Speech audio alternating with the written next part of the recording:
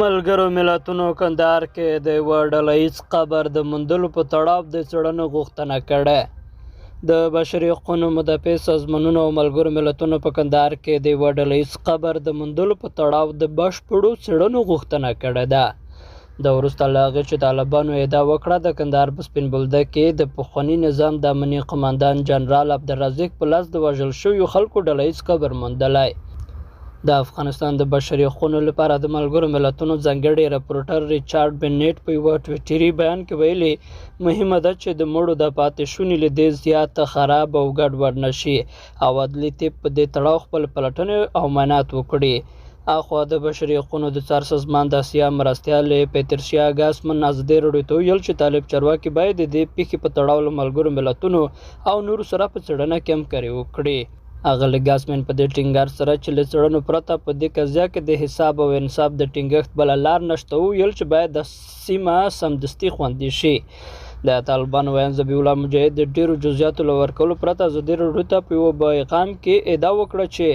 د په خبره د جنرال رازق د ظلمونو د وخت یو قبر پیدا شوی، خو د طالبانو نورو چارواکو له هغې ډلې د حکومت د ریاست الوزرا د لومړي مرستیال ملا عبدالغني برادر سکرتر عبدالله اعظم او د دوحې دفتر یو همکار احمد یاسر په خپل ټویټر باندې د یوې ویډیو په خپرولو سره تور لګولی چې جنرال رازق ډېر خلک وژلي او مړي همداسې په دښتو کې ښخ کړي. د خپرو شویو ویډیوګانو د کاروالي په اړه څه نه دي ویل شوي